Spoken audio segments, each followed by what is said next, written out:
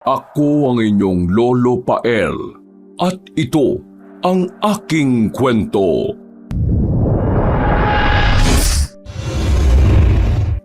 Sa isang sulok ng Baryo Santa Monica, sa tapat ng masukal na kakahuyan ay nakatirik ang isang lumang bahay na yari sa matibay na kawayan at nara.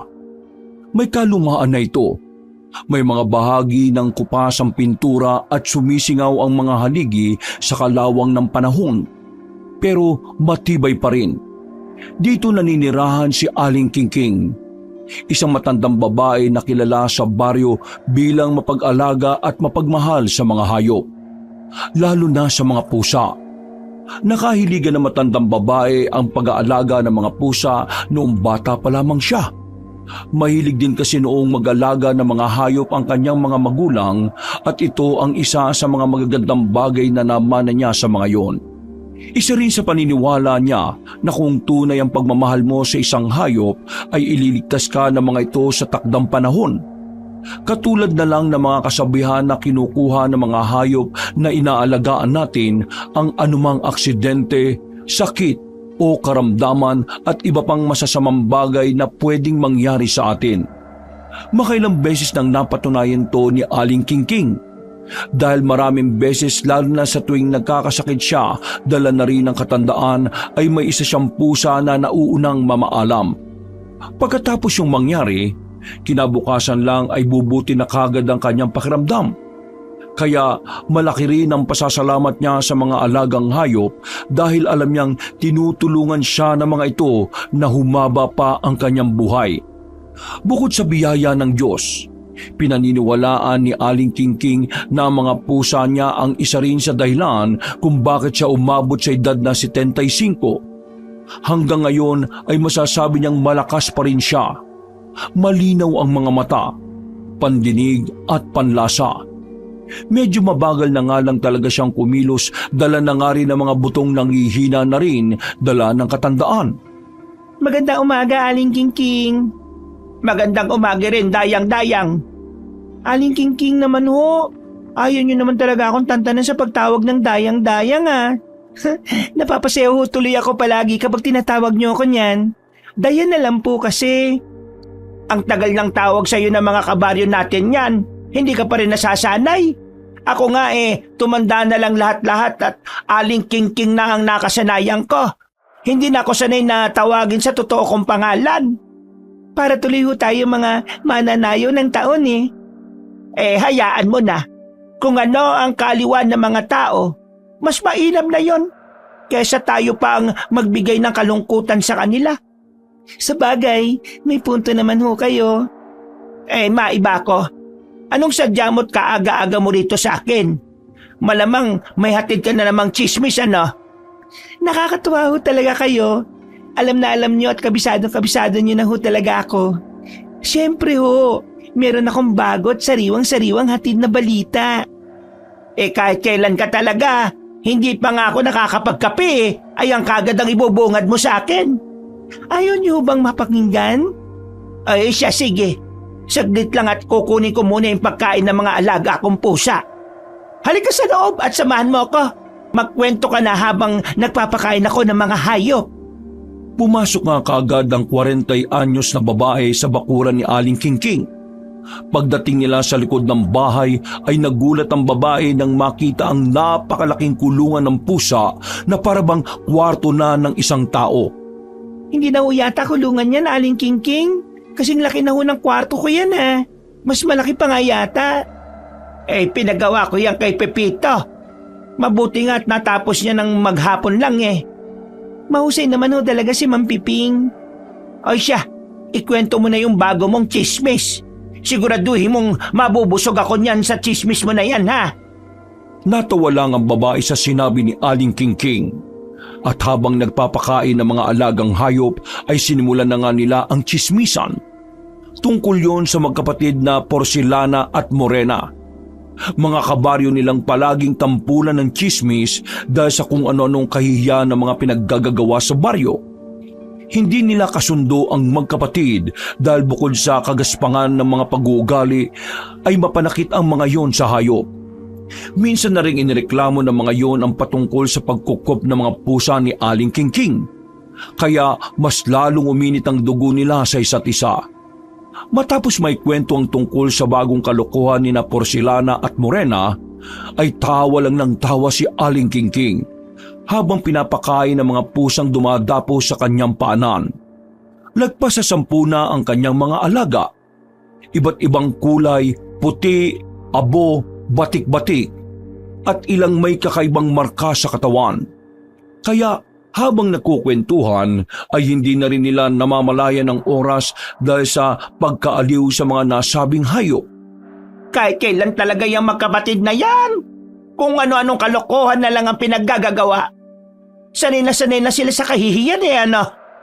Kung nabubuhay lang ang mga magulang nilang si Tas at Ogie, ay nako, siguradong madidismaya ng gusto ang mga yon sa nakikita nila. Hindi naman nila pinalaking ganyan ng dalawang yan eh. Saksi ako sa disiplina ng mag-asawang yon pero sadyang may sariling disposisyon sa buhay ang magkapatid. Hindi na sila nahiya sa mga taga-baryo. Sinabi niyo pa ho, mabuti nga't mabait si Kapitan Tiago eh. Napakiusapan niya yung mga nagreklamo sa dalawa. Kaya hindi sila napakulong dun sa bayan. Ang narinig ko nga ho, kada linggo raw nila babayaran yung dinugas nilang pera. Sana lang talaga magtanda na sila. Dahil baka sa susunod, hindi lang sa kulungan sila pupulutin. Ay, wag naman sana mangyari. Pero ang ikinatatakot ko baka isang araw mabalitaan na lang natin ang mga yan sa dyaryo. Yun na nga rin ang sabi ng mga taga-baryo, Aling Kingking. Sana talaga magbago na sila. Ayaw ko na nga muna silang pag-usapan. Nasusuya na ako sa magkapatid na yan Himala na lang talaga ang makapagpapabago sa kanila. Ay, siya nga pala. Napadaan ako doon kahapon sa paupahan ni Kapitan Tiago. May nakita akong bagong mukha. May mga dala ring gamit sakay ng tricycle. May ideya ka ba kung sino yon? Ay, oho. Nakita ko nga ho. Yung gwapo, katangkadan at kakisig na lalaki. Hindi ko pa ho kilala pero ang alam ko bagong salta rito sa atin. Huwag ho kayo mag-alala. Dadan ako rin mamaya-maya. Aalamin ko para sa inyo, Aling Kingking. Ay, mabuti yan. At para may ibang tao naman tayong mapag-usapan. Hindi palaging yung magkapatid na Porcelana at Morena. Sige ho. Aalis na ho muna ako dahil ihatid ko pa tong pagkain ni Dino.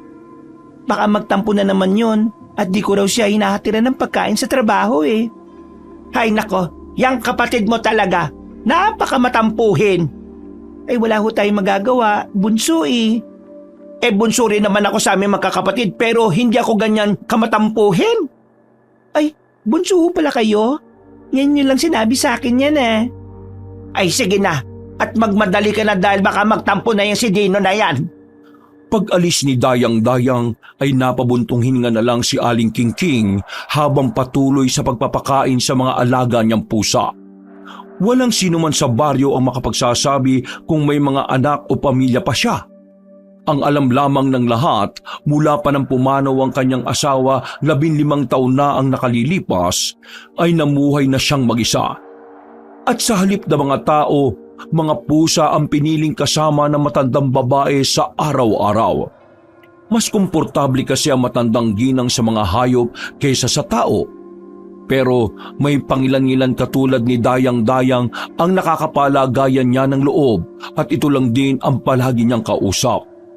Tila ba kasi nararamdaman niya kung sino-sino lang ang totoo at hindi. Kaya pinipili niya ring mabuti ang pakikisamahang tao. Nang matapos na sa pagpapakain, ay bumalik na siya sa loob ng bahay at nagpatuloy sa iba pang gawain. Katulad ng tipikal na araw, inuubos niya ang oras sa pag-asikaso ng mga dapat gawin sa loob ng bahay. At pagkatapos ay magpapahinga na. Bihira lang din naman siyang lumabas dahil mas gusto pa nga niyang kabanding ang mga pusa kesa makipagbalitaktakan sa ibang tao. Tanging si Dayang-Dayang lang talaga ang komportable siyang kausap kahit pa matagal na sa kanilang baryo. Mabilis na lumipas ang oras. Nagmamadaling kinuha ng matandang babae ang mga sinampay dahil eksaktong kumagat na ang dilim.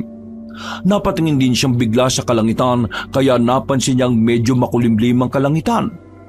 Pagpasok sa loob ng bahay, matapos siyang iaayos sa mga sinampay ay naggapunan na nga siya at iniligpit din ang mga pinagkainan pagkatapos. Napakain na rin niya ulit ang mga alaga kaya naghanda na siya sa pagtuloy. Subalit habang pinapaliguan ng malamlam na ilaw mula sa gaserang nasa lamesa ang lumang kusina, may narinig si Aling Kingking na mahina ngunit matining na pag-angil mula sa labas. Maraan siyang naglakad papuntang bintana at sumilip sa bahay ng mga alaga niyang pusa. Doon nga sa labas nito ay nakita niya ang isang itim na pusa na nagmamyaw. Isang kakaibang tinig yon. Hindi gaya ng ibang pusa niyang alaga. Hawak ang nasabing gasera ay dahan-dahan niyang binuksan ang lumang pinto ng likod bahay na umuugong pa ang kinakalawang na bisagra. Sa labas, sa ilalim ng puno ng kaimito, doon niya nakitang nakaupo ang itim na pusa. Kakaiba ito dahil itim na tila kumikinang ang balahibo nito. At ang mas nakatawag ng pansin ni Aling Kingking ay ang mga mata nito.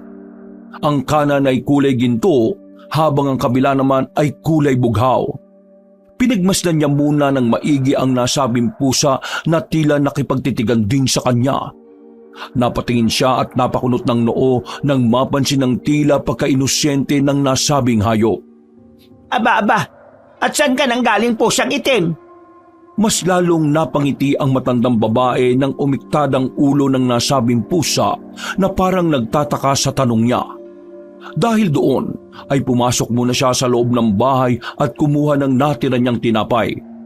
Tiningnan niya rin ang ibang pusa na nasa kulungan na halatang nangingilag sa bagong saltang pusang itim.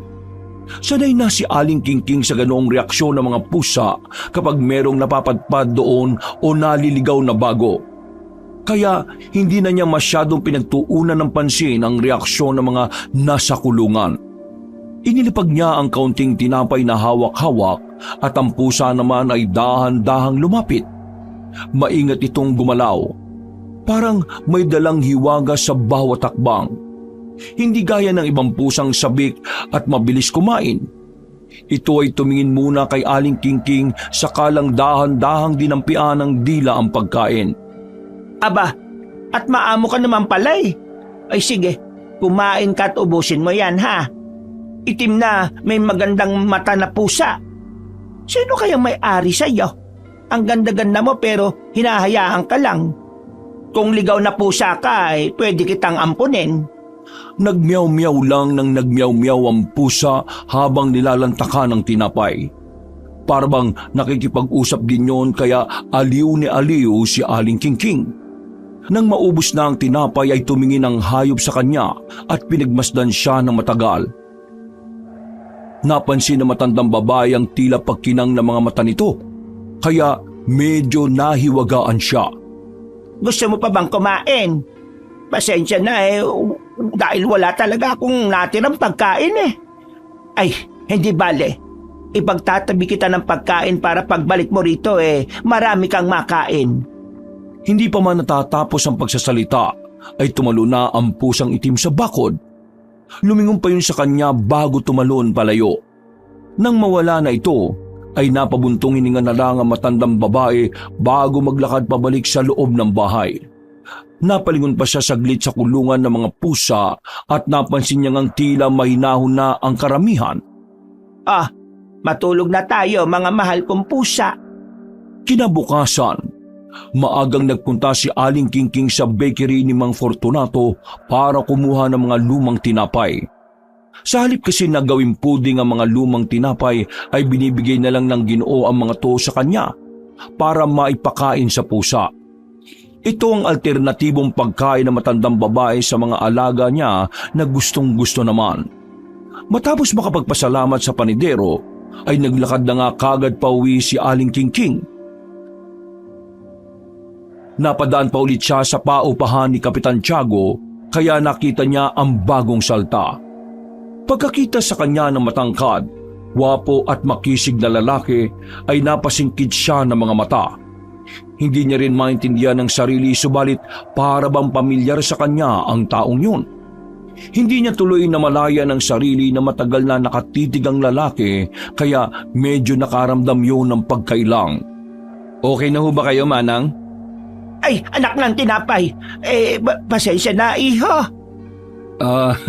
Wala po yun, Manang. Mukha na ba akong matandang-matanda sa iyong paningin, iho? Pasensya na ho. Hindi ko ho kasi kayo kilala eh. Bagong salta lang ho ako dito. Tawagin mo na lang akong Aling King-King. Kinagagalak ho kayong makilala, Aling King-King. Ako naman ho si Magnus. Kinagagalak din kitang makilala, Magnus. Nawa maging payapa ang pamumuhay mo rito sa simple naming baryo. Salamat ho. Matanong ko lang ho pala. Itinitindan niyo po ba yung mga tinapay? Hindi. Hinahalo ko to sa pagkain ng mga alaga kong pusa.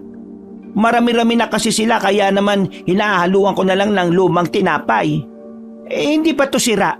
Luma lang talaga at pwede pa namang makain ito ng kahit na tao. Pero hindi lang ako kumakain kasi nilalaan ko talaga sa mga alaga ko eh. Napakabuti niyo naman ho pala. Naamoy ko nga ho na mahilig kayo sa mga hayop eh. Naaamoy? Ang ibig kong sabihin halata sa itsura nyo na mapagmahal kayo sa mga tao. Sige ho, maiwan ko na ho muna kayo dahil meron pa ho akong lakad. Siya, mag-iingat ka. Katulad ng sabi ko, maging mapayapa nawa ang pagtira mo rito. Kung may oras ka, pwede kang dumalaw sa bahay ko. Ipagtanong mo lang sa mga taga rito kapag nandun ka na ipakikilala kita sa mga alaga kong pusa. Sige ho, maraming salamat ho, Aling King-King. Pag-alis ni Magnus ay eksakto naman ang pagdating ng mga taong kinaiinisan ni Aling King-King, ang magkapatid na Porcelana at Morena. Nang makita siya ng mga yun na tila kausap ang gwapong lalaki, ay kaagad nagbulungan ng dalawa. Hindi naman yun pinansin ng matandang babae. Nagtuloy-tuloy lang siya hanggang sa makauwi ng bahay.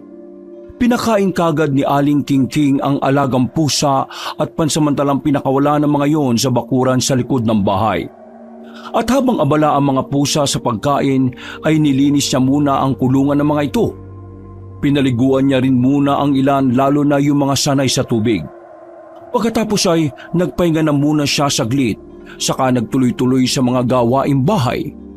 At pagsapit ng hapon ay kinatok siya ng magkapatid na Dayan at Dino dahil may dala ang dalawa na masarap na merienda.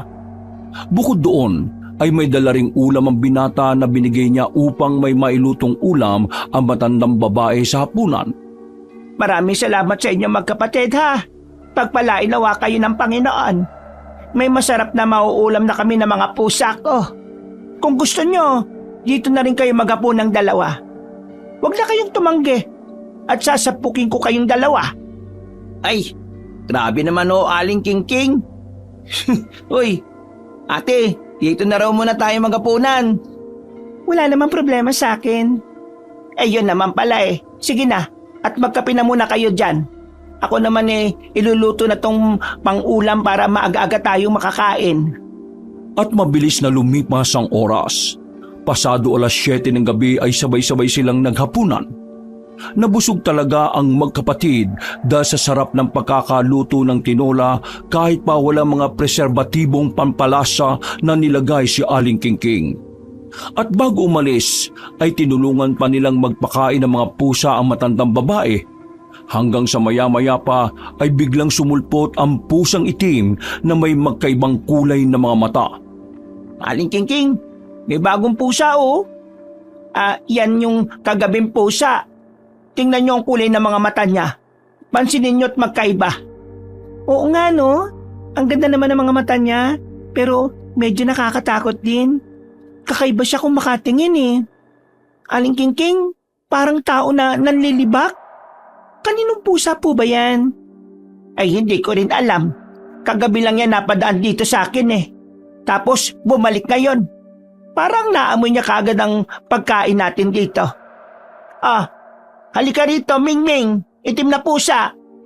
Hinatagan nga na matandang babae ang nasabing pusa at pagtalo nito sa bakuran ay biglang nagpulasan ng iba pang mga pusa na ikinagulat ng magkapatid. Halata kasi sa itsura ng iba pang hayop ang matinding takot.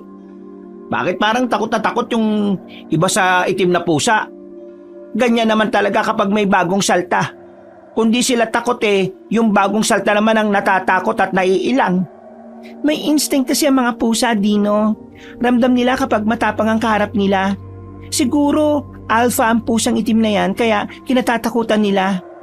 Lalaki ho ba, Aling Kingking? Ay, hindi ko pa nahahawakan Medyo mailap pa siya. Pero masasanay din naman yan kapag tumagal. Ah, ganun pala yun. Pero kakaiba yung takot ng mga pusa nyo, Aling Kingking Kapag nakasanayan na nila ang amoy ng bagong salta, mawawala na rin ang pagkatakot at pagkailang nila sa isa't isa. Hala sige, at pakainin na natin sila nang makauwi na kayo. Baka gabi na kayo masyado sa pag-uwi nyo sa bahay nyo. Pagkatapos silang mapakain ng mga pusa ay umuwi na kagad ang magkapatid. Nang magsasara na ng bintana si Aling Kingking ay napansin niya ulit sa itaas ng pader ng bakod ang pusang itim. Tahimik lang yung nakaupo at nagmasid-masid. Napatingin pa nga sa kanya na akala mo ay binabantayan ang bawat galaw niya. Aba, may tambayan ka na dyan sige lang at magbantay ka dyan. Basta huwag kang mangungulit at magtatakbo sa bubungan ko para hindi ako mabulahaw. Nagmiyaw lang ang nasabing pusa bago tuluyang isara ng matandang babae ang bintana at natulog. Magmula nung gabing yon, paulit-ulit nang bumabalik ang pusang itim sa bakuran ni Aling Kingking. Sa bawat pagbisita nito, tila unti-unti itong nagiging bahagi ng kanyang tahanan. Subalit, hindi katulad ng ibang pusa na kusang pumapasok sa kulungan kapag gabi na. Ang nasabing pusang itim ay pasulput-sulput lang. Malimit lang tong magpakita kapag hapunan at magtatagal lang ng ilang oras pagkatapos kumain saka aalis.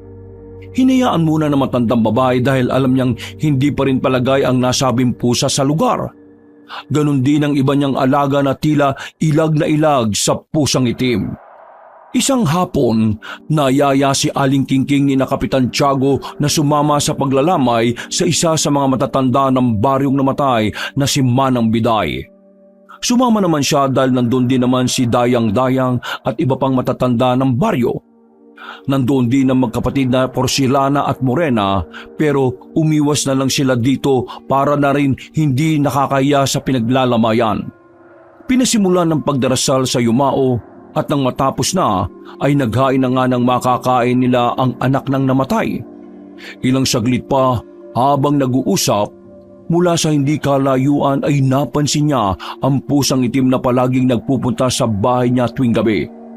Aling Kingking, ano yung tinitingnan niyo dyan sa dilim? Ay, yung pusang itim na may makaibang mata. Nandun nakatingin sa atin. Pakiramdam ko tuloy sinusundan at binabantayan niya ako. Aba, oo nga Pero parang nakakatakot naman talaga ang pusa na yan kung makatingin. Akala mo mangangain ng buhay. Pag-alagala pa rin pala ang pusa na yan at hindi pa napirmi sa bahay nyo? Oo nga Naiisip ko nga na baka meron talagang may-ari yan. Kaya hinahayaan ko na lang muna. Kung magpapabalik-balik siya wala namang problema. Basta merong pagkain na sapat makakakain silang lahat. Pagkatapos ng saglit nilang balitaktakan ay nagtungo muna sa banyo si Dayang-Dayang habang ang matandang babae ay nanatili sa pwesto. Nakatingin pa rin siya sa nasabing pusa hanggang sa makita nga niya kung paano magningning ang mga mata nito. Pagkatapos ay tumalon yun palayo at biglang tila nag-anyong tao sa dilim. Hindi na niya nahapyawan ng aninong tao dahil sobrang dilim na rin sa bahaging yon. Bukod doon ay tinawag na rin siya ni Kapitan Tiago at ng iba pa para sa panapos na panalangin.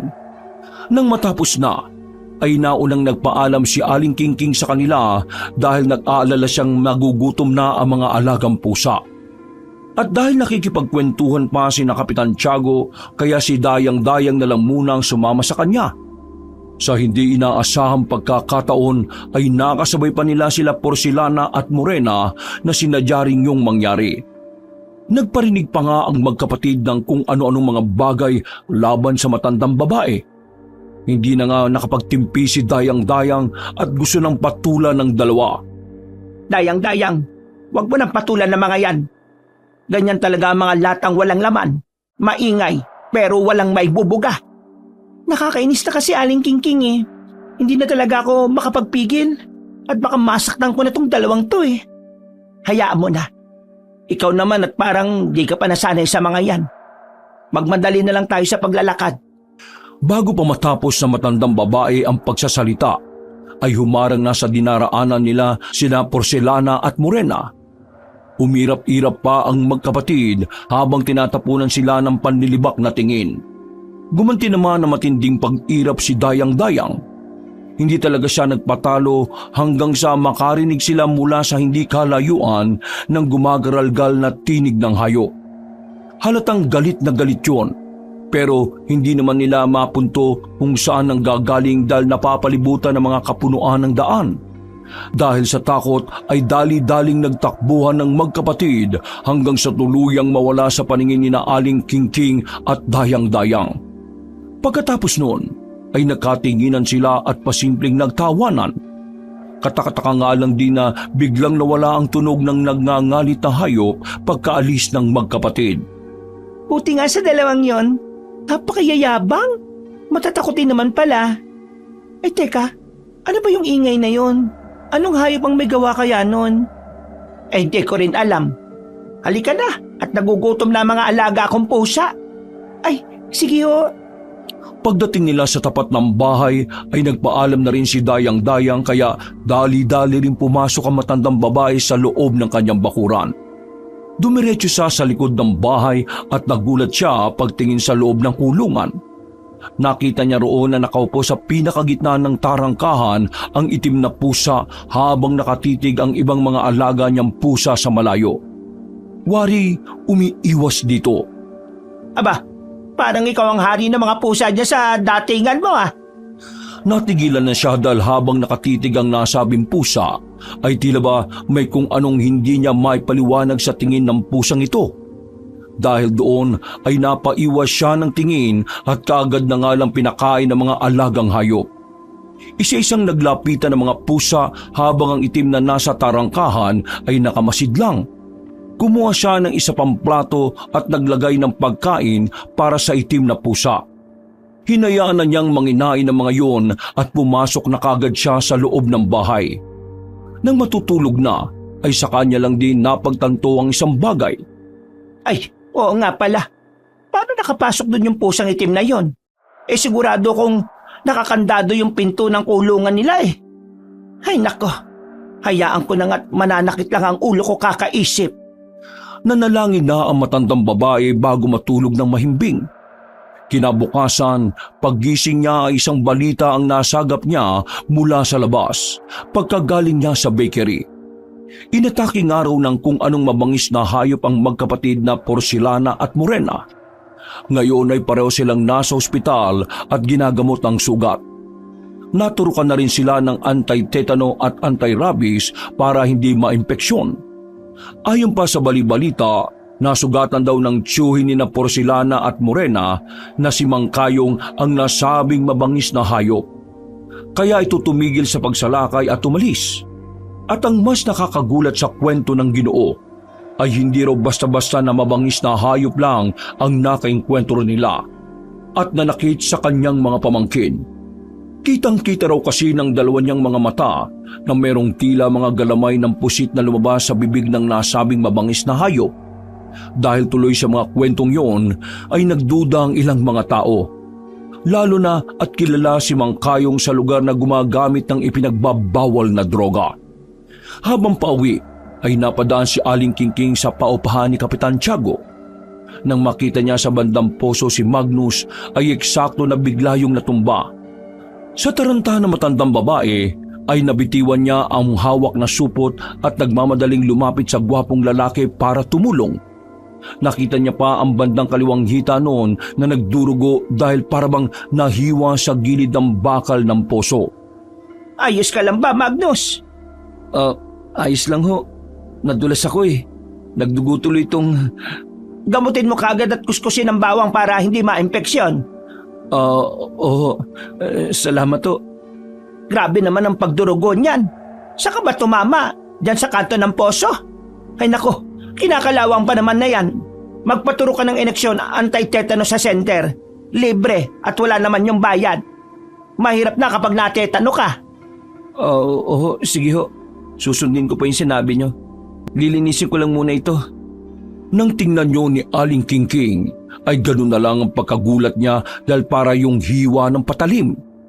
Minasdan niya saglit ang poso at naningkit ang kanyang mga mata sa pagtataka dahil hindi naman ganoon katalim ang nasabing gilid ng poso. Hindi na lang niya pinagtuunan ng pansin dahil nakita niya ang supot na pinaglalagyan ng lumang mga tinapay. Binalikan niya yon at nang muling bumaling ng tingin sa makisig na lalaki ay naglalakad na yung papasok sa loob ng bahay nito. Di na niya sinundan yon dahil naisip niya ring baka mahuli na sa pagpapakain sa mga alaga niyang pusa. Kinagabihan, nang makita niya ang pusang itim ay ganoon na lang din ang gulat niya dahil meron tong sugat sa kaliwa ng dulong hita. Anong nangyari sa iyo ha? Kakagala mo siguro yan at nasabit ka sa mga matutulis na bagay. Halika na, kumain ka na. Nagmeow lang ang itim na pusa bago kumain at hinayaan na ngayon ni Aling Kingking. Nang matapos na, ay isa-isa na niyang pinapasok sa kulungan ang mga pusa. Naiwan naman sa paboritong tambayan sa bakod ang sugatang hayop na nakatingin lang sa kanya. Nang magtama ang kanilang mga mata, ay parabang bigla na lang nangilabot ang matandang babae. Hindi niya rin maintindihan pero parabang naging malaman o makahulugan ang titig ng nasabing pusa. Umiwas kagad siya ng tingin at dali-daling pumasok sa loob ng bahay. Pagsilip sa bintana ay bigla na lang nawala ang itim na pusa pero hinayaan na lamang niya muna yon. Parang tama nga yung sinabi ni Dayang-Dayang ah.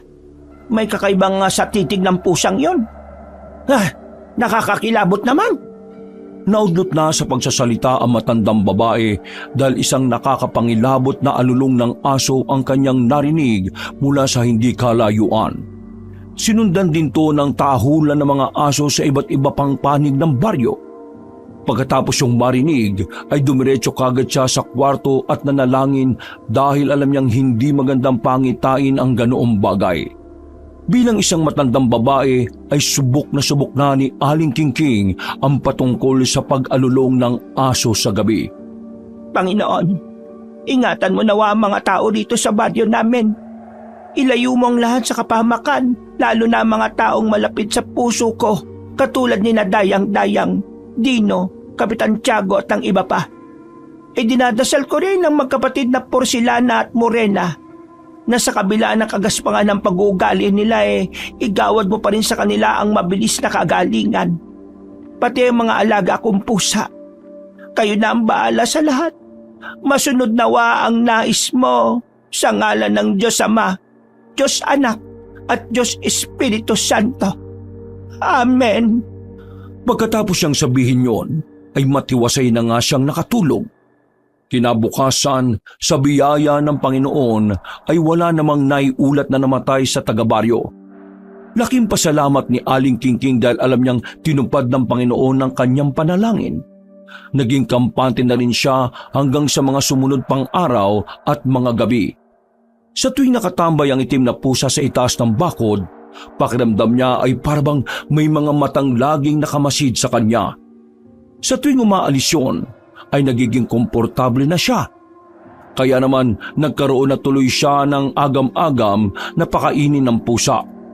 Subalit sa kabilang banda, naawa pa rin siya dahil kahit papaano ay hayop pa rin naman ito. Biyernes ng alas 4 ng hapon. Kagagaling lang ng magkapatid na Porcelana at Morena sa pagamutan para sa ikalawang nilang turok ng anti-rabies. Nagkagulong kanilang bahay dahil naguhurimentado ang tsuy nilang si Mang Kayong. Ayon sa Ginoo, habang natutulog ay sinalakay na naman siya ng nilalang na sumalakay din sa kanyang mga pamangkin. At sa pagkakataong yon ay masasabi na niya ang buong itsura ng nasabing nilalang.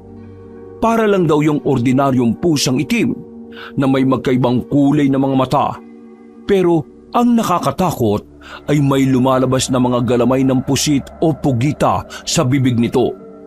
Nagsisisigaw si Mang Kayong sa labas ng bahay habang hawak-hawak ang taga. Kaya kaagad siyang pinatalima ni na Kapitan Tiago at ng iba pang opisyal ng baryo. Mabuti na lang ay napahinahon siya at dinala sa tanggapan para kausapin. Doon nga ay napag-alaman siyang lasing na naalimpungatan kaya binaliwala na lang din ang kanyang mga sinasabi. Kahit kailan talaga tong si Mang Kayong, perwisyo na sa mga taga-baryo. Nagdadala pa ng takot eh. Buti na lang at hindi na siya pinaniniwalaan sa mga sinasabi niya. Ay nako, tumatandang paurong. Ay, Gina, ikaw talaga. Huwag ka magsalita ng ganyan sa mga nakakatanda sa'yo. Alam naman natin na hindi magandang ihemplo si Kayong sa mga taga-baryo. Pero hindi rin magandang magsalita ng ganyan sa kapwa. Eh, pasensya na o, Aling Kingking. Nadala lang ako sa emosyon ko eh. Mawalang galang na. Anong meron dito sa plaza at ang daming tao? Ay, ikaw pala yan, Magnus. Nako, wag mo nang abalahin ang sarili mo. Nakikiusyoso lang kami rito dahil yung isang pasaway na matandang taga rito, si Mang Kayong, naalimpungatan yata at lasing kaya nagwala-wala. Nakakita raw siya ng itim na pusang may pusit sa bibig eh. Nakakatawa eh no? Pusa, may pusit sa bibig? Nakita siya ng puskit? Ano? Puskit? Oo, puskit. Ano yung puskit na yan, iho? Isang klase ho ng aswang. Aswang? Eh sa tanda kong to eh, parang ngayon lang ako nakarinig ng ganong tawag sa aswang. Kasi, ang puskit ay isang kakaibang uri ng aswang na nagaan yung pusa sa lupa at nagaan yung pusit naman kapag nasa tubig. Ang angkan nila galing daw sa dalawang magkaibang uri ng aswang na kung tawagin ay kiwig at magindara na nagkaibigan. Pero yung nakita ni Mang Kayong, itim na pusa raw na ang bibig katulad ng sa pusit eh. Yung sinabi mo, ang puskit nagpapalit lang ng pusa o pusit. Paano nangyari yun? Ayon sa mga sabi-sabi, may mga puskit na kayang paghaluin ang pagpapalit ng anyo. Pero bihirang-bihira lang. At kalimitan naman sa kanila, mas pinipili ang anyong pusa kaysa sa pusit. Dahil yun ang mas komportable. Ayos Hindi siya nakakatakot ng aswang sa totoo lang. Pero delikado sila kung magalit. Ang taong merong atraso ay hindi nila tatantanan kahit na magtago pa yun sa malayong lugar. Masusundan at masusundan nila yun. Hindi ko sukat akalain na meron palang ganong klase ng aswang. Nakakakilabot naman kung merong puskit na gumagala rito sa lugar natin. Hindi naman sila dapat nakatakutan dahil hindi naman sila basta-basta umaatake sa mga tao nang walang dahilan eh.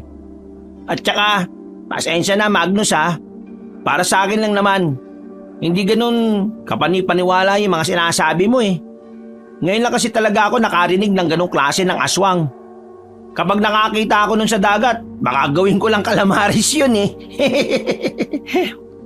Biglang sumeryoso ang pagmumukha ni Magnus matapos yung marinig. Natigilan na lang din sila sa usapan dahil dumating na rin bigla si Dayang-Dayang at inaya na silang lahat. Pagdating sa bakery ay humiwalay na ang gwapong binata. Napatingin naman sa kanya si Aling Kingking at muling napabaling ang atensyon sa sugat niya sa kaliwang hita. Napakibit-balikat na lang ang matandang babae pagtingin doon at pagkatapos noon ay umuwi na sila ng bahay. Pagkatapos ng pagwawala ni Mang Kayong, makalipas ang ilang araw ay dinala na nga sa pagamutan ng Ginoo. Tila mas lalo raw lumala ang nangyayari at para nang nababaliw. Palagi nga niyang bukang bibig ang tungkol sa puskit. Dahil tuloy doon ay mas nabahala ang mga pamangkin niyang sina Porcelana at Morena. At sa mga sumunod na linggo, napasin na nga ni Aling Kingking ang pagbabago sa ugali ng kanyang ibang alagang pusa. Naging mailapang ilan. Ang iba naman ay ayaw nang bumalik sa kulungan kapag nakikita ang pusang itim. Isang gabi, pagkagaling niya sa isang padasal, pag-uwi ng bahay ay nakita niyang nanginginig sa ilalim ng mesa ang pusang puti na si Mingming. na siyang pinakamatanda niyang alaga. Kagad niya yung nilapitan at kinausap na parang isang tao. Nag-alala din siya dahil paanong nakakawala ang nasabing pusa sa kulungan. Oh, ano bang nangyayari sa iyo, Mingming? Bakit nandiyan ka? At paano ka nakawala sa kulungan? Lumapit ang marahan ng pusa kaya kinuha niya to at kagad kinalong. Pagkatapos ay sumilip siya sa bintana at nakita nga niyang nakabukas na ang pinto ng kulungan.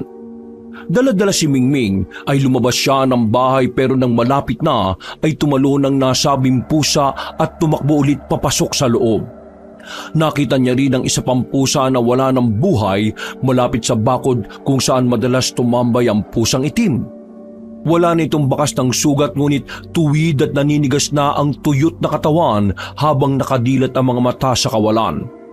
Diyos ko po, anong nangyari sa iyo? Labis na nalungkot ang matandang babae dahil sa matagal na panahon ay ngayon na lang siya ulit namatayan ng pusa. Pinuntahan niya kagad si Dino para ipalibing ang nasabing hayop pero dahil wala ang magkapatid sa bahay nila kaya umuwi na lang muna siya. Nang nasa tapat ng paupahan ni Kapitan Tiago ay nakita niya si Magnus kaya ito na lang ang pinakasuyuan niya. Pumayag naman kagad ang gwapong lalaki dahil hindi na rin naman siya abala. Pagdating nila sa bahay ay halatang halata na tila nangingilag ang mga pusa kay Magnus. Pero hindi na masyadong pinagtuunan ng pansin ni Aling Kingking ang tungkol dito. Mas pinaglaanan niya ng oras ang paglilibing sa isang pusang namatay. Ano po bang nangyari sa pusang to? Parang tuyot ang katawan niya. Para siyang sinipsipan ng dugo o ng kung ano. Hindi ko rin alam eh. Pero nakakalungkot kasi namatayan ako ng alaga. At saka para silang takot na takot. Palagay ko may mabangis na namang hayop na nagpapagala-gala dyan sa likod na doon galing sa kakahuyan. Nako, mag-iingat po kayo kung meron talaga mabangis na hayop ha. Hindi naman yan sila nakakatalon sa mataas na bakod eh. Yung misteryosong pusang itim lang, yun ang nakakatawid dyan. Misteryosong itim na pusa? Misteryoso talaga yung pusang yon. Parang may kakaiba sa kanya eh. Teka, hindi kaya yun ang puskit na sinasabi mo, Magnus? Hindi ko rin ho alam. Nako, hindi kaya yun ang gumagawa nito sa alaga kong pusa. Bigla tuloy akong kinabahan eh. Baka naman ho, may dahilan talaga kung bakit namatay ang pusa nyo. Di nga po, may mga kasabihan na kapag namamatay ang alagang pusa, ibig sabihin daw po sinasalo nito ang anumang kapahamakan sa nagmamay-ari sa kanya. Hindi na sumagot ang matandang babae. Tumingin na lang siya sa gwapong lalaki habang naguhukay ng lupang paglilibingan sa pusang namatay. Nang matapos na, ay inaya na nga muna ni Aling Kingking si Magnus na maghapunan.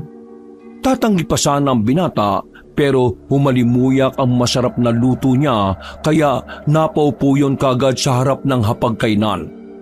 Kaya lang ay bigla naman silang nakarinig ng malakas na sigaw mula kay Mingming na nasa ilalim pala ng dining table. Nagulat ang matandang babae nang makitang reaksyon ng pusa. Takot na takot yung kay Magnus. Kitang-kita ang panginginig habang nagsusumiksik sa kanya. Natatakot ba siya sa akin? Sa katunayan kanina pa siya ganyan pagdating ko rito. Para siyang may kinatatakutan. Bago ko nga rin sana ibalik doon sa kulungan bigla ba naman siyang tumalon at bumalik dito sa loob ng bahay? Hindi ko kaya may nangyari pagkalis niyo rito sa bahay? Palagay ko nga. Kasi pagdating ko, nakabukas na yung pinto ng kulungan nila Tapos, kanya-kanya na yung mga alaga kong pusa. Ganun po pala? Kumain na nga muna tayo at baka gabihin ka sa pag-uwi mo. Sige ho. Pagkalipas ng ilang minuto, pagka-uwi ni Magnus, ay pinakain na nga muna ulit ni Aling Kingking ang natitirang pusa. Malungkot pa rin siya dahil sa nangyari, pero tinanggap na rin niya ang mga to. Dahil alam niya naman na ganun talaga ang buhay ng mga pusa. Hinayaan na lamang din muna niya si Mingming sa loob ng bahay dahil ayaw talaga nito sa kulungan. Lumipas pa ang ilang araw. Ang akala na matandang babae ay tapos na ang lahat, pero nagulat siya dahil paggising niya isang araw ay 1, 2 hanggang 3 pusa pa ang sumunod na natagpuang patay sa loob ng kulungan. Pare-pareho ang kinahinatnan ng lahat. Tuyot na tuyot ang katawan. Dilat na dilat ang mga mata pero walang palatandaan ng kagat. Wala ring ingay sa gabi na senyales ng nakipagpambuno ang mga pusa. Nang matapos ng mailibing ang mga iyon, ay tinulungan siya ni Dayang-Dayang na ipatingin sa veterinaryo ang mga alaga niyang pusa. May nagpunta sa kanilang bahay at isa-isang ang chinek-up ang mga nasabing hayop. Wala namang nakuhang nakakahawang sakit kaya nahiwagaan sila sa ikinamatay ng 4 na pusa. Ang hinala ng veterinaryo ay merong hayop o insekto na pumapatay sa mga pusa katulad ng kobra o kung ano pa. Dahil doon ay ipinalinis na nga muna ni Aling Kingking ang kulungan ng pusa para masigurong walang nakamamatay na hayop na manahan sa lugar. Pagkatapos ng mga ganap, napabalikwas ng bangon si Aling Kingking mula sa pagkakaidlip. May narinig kasi siyang kaluskos mula sa kisame. Mabilis to, mabigat at parang isang hindi ordinaryong hayop. Dali-dali siyang bumangon at kinuha ang gasera. Habang naglalakad patungong sala, naramdaman niyang may malamig na hangin na tila dumaan sa kanyang batok. Ay nako, ano ba yon? Napatingin siya sa bandang bubong bago muling nagpalinga-linga sa paligid hanggang sa pinakasulok ng sala. Nakita niyang naroroon ang pusang itim. Nakatitigto sa kanya at hindi gumagalaw. Hindi rin ito lumalapit na parang isang ribulto, ngunit ang magkaibang mga mata ay kumikislap sa dilim. Nawala rin ang ingay sa bubungan, kaya naisip niyang gawa lang to ng nasabing pusa. Nakahinga tuloy siya ng maluwag kahit na papano. Ikaw lang pala, Itim. Anong namang ginagawa mo dyan, ha? Pumasok ka pala talaga rito? Natigilan na siya nang makitang tumakbo si Mingming papasok sa loob ng kwarto na parang takot na takot. Napabuntong hininga na lang siya at hinayaan na ito. Bumalik siya sa kwarto ngunit nang mahiga na ay nagulat siya dahil sumisigaw-sigaw na si Mingming. Napabalikwas kagad siya ng bangon.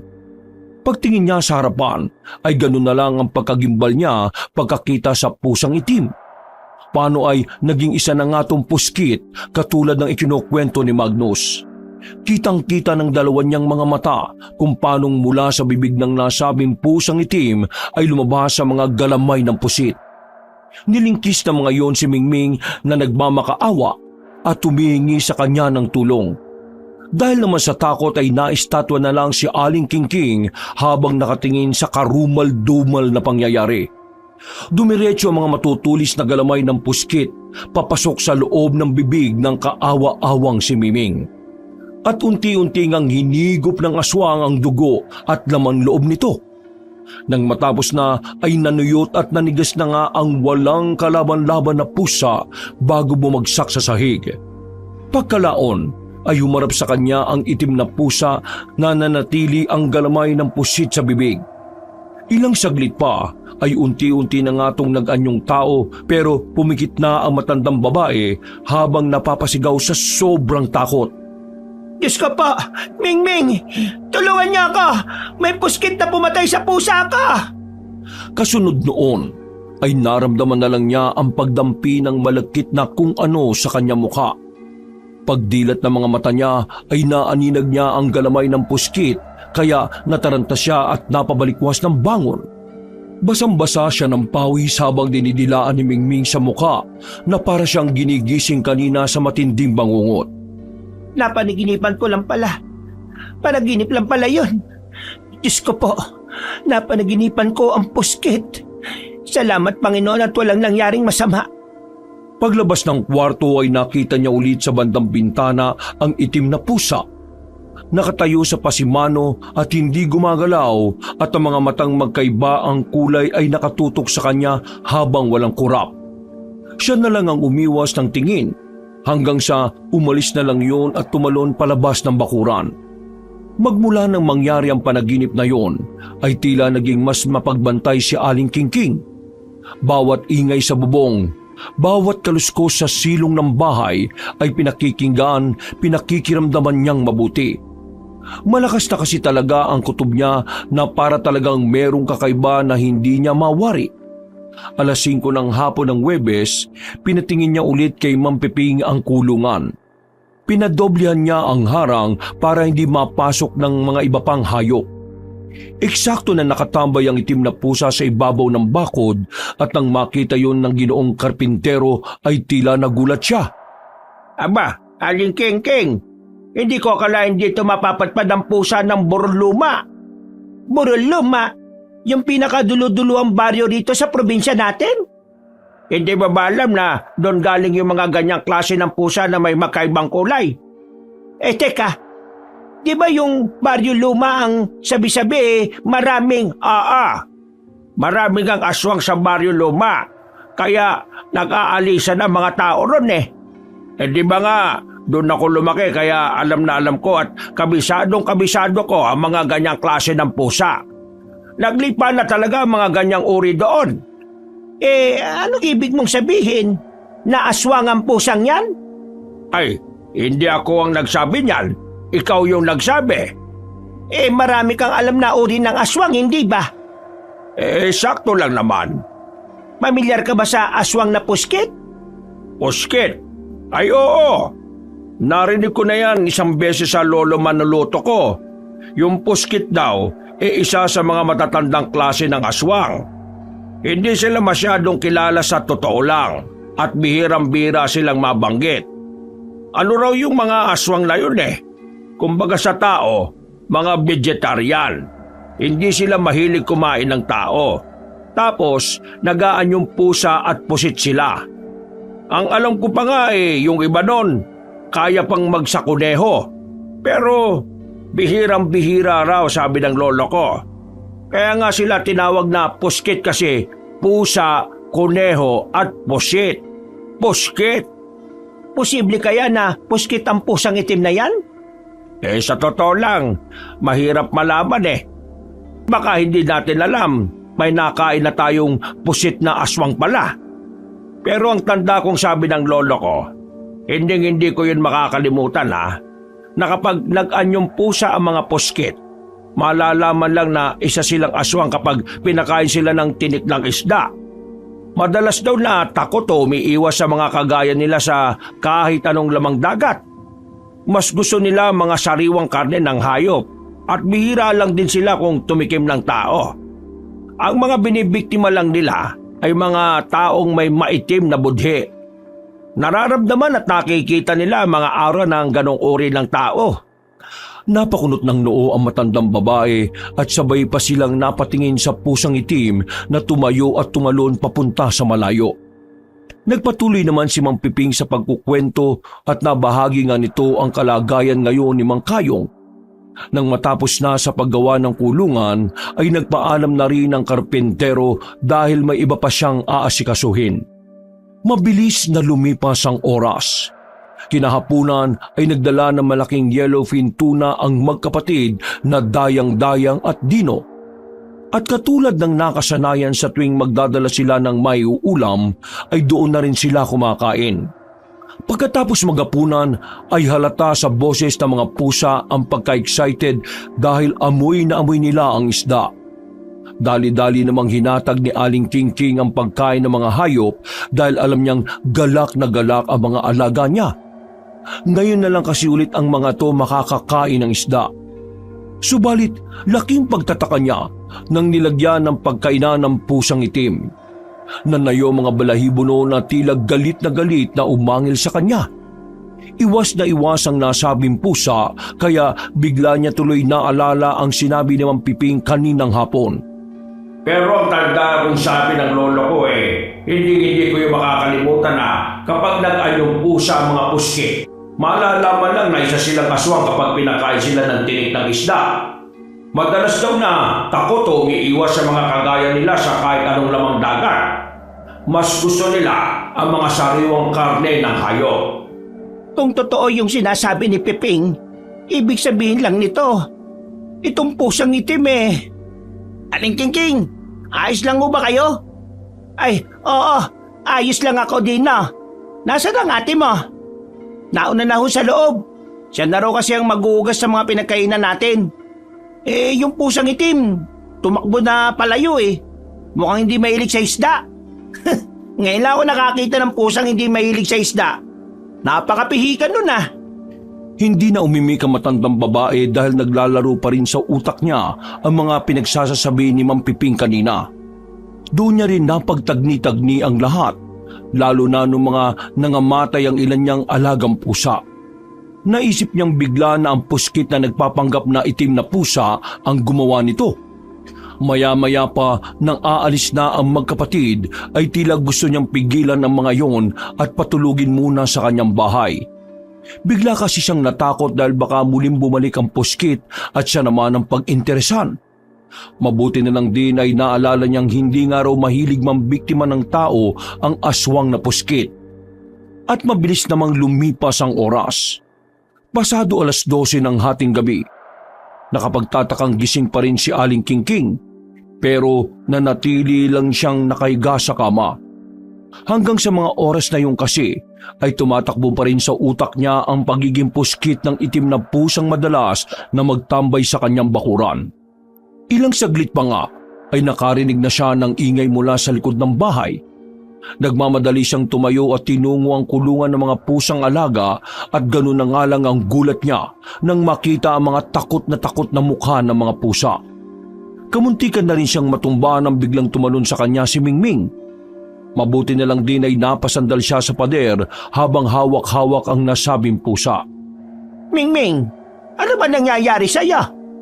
Nagsumiksik ang alaga niyang pusa kaya dali-dali rin siyang kumilos.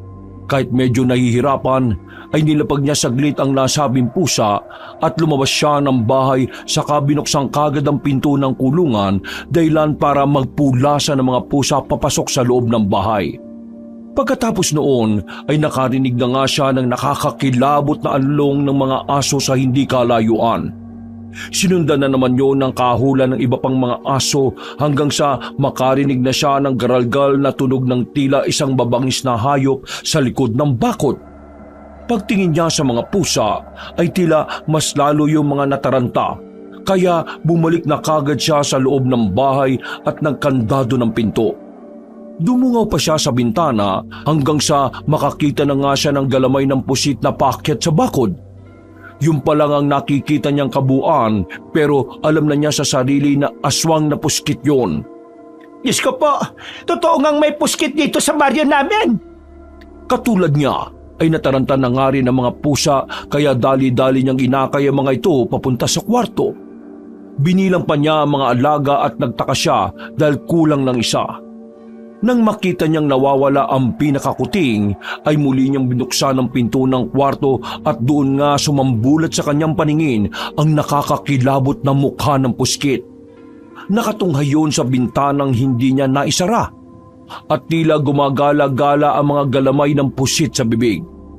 Nang magmiyaw ang kuting na nasa ilalim ng dining table, ay bumulusok din doon ang mga galamay ng pusit. Diyos ko po, kinuha niya yung kuting! Sinubukan pang tumakas ng nasabing hayop pero hindi na ito nagawa pa dahil nilingkis nga ng galamay ng puskit. At para tuluyan ng hindi makalaban ay binali ng aswang ang mga paa ng kaawa-awang kuting. Nagsisigaw lang yon hanggang sa simulan na nga ng aswang ang pagpasok ng mga galamay niya sa loob ng katawan ng kuting. Kitang-kita ni Aling Kingking ang lahat. At sa pagkakataong yon ay hindi na nga to isang panaginip pa. Naiyak na lang siya pero wala na ring nagawa. Kaya isinara na niya ang pinto dahil baka sumalakay pa ulit ang aswang na puskit. Nagsumiksik siya sa isang sulok habang ang mga natitirang pusa kabilang na si Mingming ay pumalibot din sa kanya. Parehong-pareho silang takot at naghihintay na lumipas na kaagad ang oras hanggang sa nakarinig na nga sila ng malakas na kalabog sa pinto ng kwarto. Doon ay mas nahintakutan ng matandang babae habang umiiyak. Lumayan mo ako! Lumayan mo na kami, puskit! Mawa ka sa mga alaga kong pusa! Inosente silang lahat at walang kalaban-laban. Sila na lang ang kasiyahan ko sa buhay. Nagpatuloy ang kalabog kaya lalong nataranta si Aling Kingking dahil para bang masisira na ang pinto. Bakit hindi na lang yung mga masasamang tao rito sa baryo ang pagdiskitahan mo? Huwag na ang mga inosenteng alaga ko na walang kalaban-laban. Pakiusap naman, lubayan mo na kami, aswang. Huwag ang mga pusa ko. Sa isang iglap ay biglang tumigil ang pagkalabog ng pinto. Dahil doon, kahit papaano ay nakahinga ng maluwag si Aling Kingking. Naramdaman na rin niya maya-maya na wala na nga roon ang puskit dahil hindi na natataranta ang mga alaga niyang pusa. Habang napapabuntong hininga, ay niyakap niya ang mga alaga na parang mga inosenteng bata lang. At dala na matinding pagod at malalim na pag-iisip, ay nakatulog na nga rin siya ng mahimbing. At nagising lang matapos marinig ang malakas na boses ni Dayang-Dayang sa labas ng bahay. Napabangon siya kaagad kahit nahihirapan at dali-daling pinagbuksan ng pinto ang babae. Nagulat pa ngayon dahil ang daming pusa na nasa loob ng bahay. Oh, bakit nasa loob tong mga pusa niyo, Aling Kingking? Hala, anong nangyari? Bakit ganyan ang mga mata niyo? Umiyak ko ba kayo? Sa maniwala ka man o sa hindi, sinalakay kami ng puskit. Puskit? Yung kinukwento ni Dino sa akin na isang uri raw ng aswang na sinabi sa inyo ni Magnus. Diyos ko po, totoo ba yun, Aling Kingking? Natigilan na ang babae dahil nakita niya sa likuran ng matandang ginang sa bandang kusina ang patay at naninigas na kuting sa sahig malapit sa bintana. Napalingon din tuloy doon si Aling Kingking. At hindi na nga yun masyadong nagulat sa nakita. Napaluhan na lang siya dahil mahal na mahal pa naman niya ang kuting na yon. Natutop ni Dayang-Dayang ang bibig habang papasok sa loob ng bahay. Tinungo nila ang nasabing kuting at pareho nang napayak nang makita ng malapitan ang naging kalagayan ng kawawang kuting. Hindi ko siya nailigtas. Takot na takot ako sa nakita ko. Akala ko katapusan na ng mga alaga akong pusa. Akala ko rin ay katapusan ko na. Halos muntikan na akong atakin sa puso. Aling Kingking, delikado na ho ito. Hindi na to basta-basta biro. Kailangan ho itong malaman ni Kapitan Tiago at maabisuhan din ng mga taga-baryo. Sumang-ayon na matandang babae sa suwestyon ni Dayang-Dayang. Kaya pagkatapos pakainin ng mga alagang pusa ay nagtungo kagad sila sa tanggapan ng baryo at kagad ipinaalam sa kinauukulan ng tungkol sa nangyari. Hindi naman halos mapaniwalaan ni Kapitan Tiago ang mga nangyari. Mabuti na lang din ay pinakita muna nila ang bangkay ng kuting. Sumigunda rin si Mang Piping na siyang may alam sa aswang na puskit. At matapos ang pag-uusap na yon ay mabilis na kumalat ang balita sa buong baryo. Naging maugong tuloy ulit ang pangalan ni Mang Kayong dahil siya ang sinasabing unang nakainkwentro sa puskit na inakala ng mga taga-baryo na kabaliwan niya lang. 3 araw ang lumipas dahil sa nangyari ay sinamahan nga muna ng magkapatid na Dayang-Dayang at Dino si Aling Kingking sa bahay niya.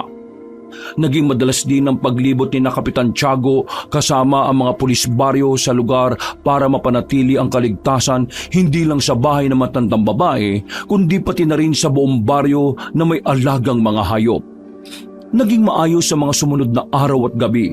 Hindi na nga rin nagpakita ang aswang na puskit. Tila kasi natunugan na nito na pinaghahanap na siya ng mga tao sa baryo. 7:30 ng gabi. Katatapos lang nilang magapunan nang dumating si Mang Piping na merong dalang lumang bayong.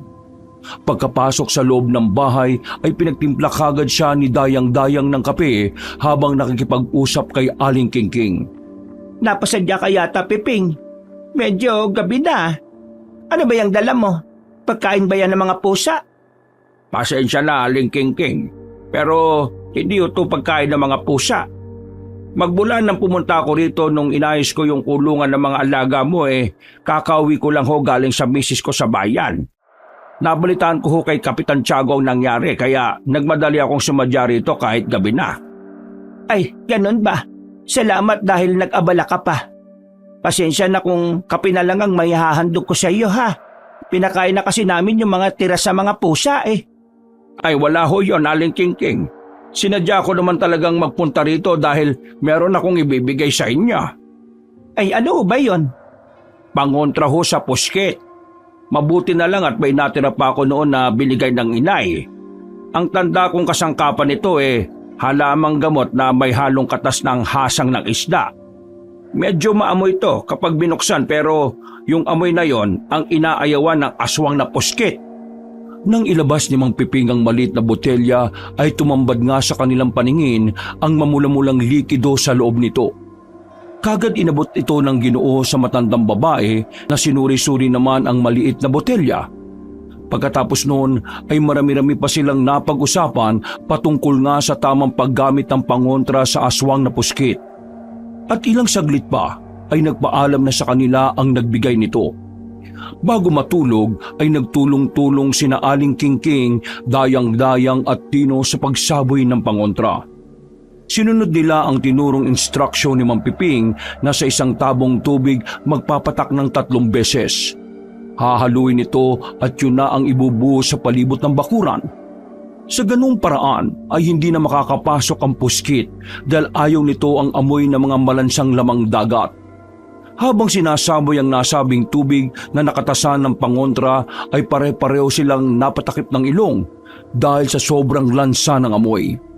Nawala rin naman to kaagad pero ang bisa ay nananatili ayon pa kay Mang Piping. Pagkatapos noon ay isinama na ng matandang babae ang mga alagang pusa sa kwarto niya para doon matulog. Makalipas ang ilang oras, nasa kasagsagan na sila ng pagtulog nang mabulaw sila sa malakas at nakakakilabot na ungol ng kung anong halimaw sa labas ng bakuran. Pagtingin ni Aling Kingking sa mga alagang pusa, ay tila aligaga na nga ang mga yon at alam niya na kung bakit. Tumalon at nagtago kagad sa bisig niya si Mingming pero hinayaan niya lang ito. At ilang saglit pa nga ay sabay-sabay silang lumabas ng silid at pagdating sa sala ay napasilip kaagad sila sa bintana. Dahil kita roon sa gate kaya nakita rin nila sa tapat mismo ng daan ang pusang itim. Sa pagkakataong yon ay mas malaki na to kumpara noon. At ang magkabilang kulay ng mga mata nito ay tila kumikislap at ramdam nila ang galit ng nasabing halimaw. Yan na ba yung pusang itim? Parang mas lumaki siya. Parang kasing laki na ng normal na aso. Aswang na puskit nga raw yan at hindi isang pusa, ate. Huwag kayo masyadong lalapit sa bintana dahil meron niyang malapusit na galamay sa bibig at tumahaba yun ng husto. Hindi pa man natatapos ng matandang ginang ang pagsasalita, ay lumabas na nga ang nasabing malapusit na galamay sa bibig ng aswang na puskit. Nagulat ang magkapatid nang makita yon, lalo na nang bumulusok papunta sa kanila. Subalit natigil din ang nasabing aswang dahil walang ano-ano ay umalingaso na lang bigla ang pangontrang isinaboy ng 3 kanina sa palibot ng bakuran. Tila otomatikong bumalik ang malapusit na galamay sa bibig ng aswang at pagkatapos ay sumuka na yon ng sumuka. Napatakip din sila ng ilong dahil sa nangyari. Napakabaho at napakalansa kasi talaga ng amoy. Gumagana na yung pangontra ni Mang Piping. Oo nga, ang galing. Hindi na makalapit dito yung aswang na yan na pumapatay sa mga pusa mo, Aling Kingking. Huwag kayo magpakampante dahil hindi pa natin alam kung anong kayang gawin ng halimaw na yan. Eksaktong pagsabi nun ng matandang babae ay natapos na sa pagsuka ang aswang na puskit. Tinapunan sila nito ng pamatay na tingin bago muling nagpakawala ng nakakakilabot na ungol. Sinundan niyo ng alulong na mga aso sa iba't ibang bahagi ng baryo hanggang sa muling bumalasik ang tingin ng aswang. Maya-maya pa nga ay nagulat sila sa mga sumunod na nangyari. Unti-unti na lang kasing nagbago ang anyo nito. Ang mga paa ay humaba. Ang nasa likod ay naging paa at ang nasa harapan ay naging kamay ng tao. Subalit ang balat ay nanatiling mabalahibo na parang pusa, subalit mamasa-masa naman yun na parang lamang dagat. Humaba rin ang tenga na parang sa kuneho at ang muka ay pinaghalong anyo ng pusa at tao.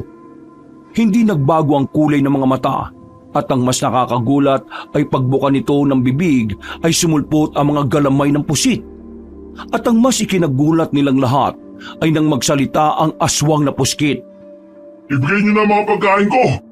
Dahil kapag hindi niyo binigay, magsisimula akong mambiktima ng mga taga-baryo. Siguradong hindi niyo magugustuhan kapag ginawa ko yun. Subukan mo, Buskit! Nang makita mo hinahanap mo, buong taga-baryo ang tutugi sa'yo at hindi kami titigil hanggat hindi ka nahuhuli kung sino ka mang aswang ka!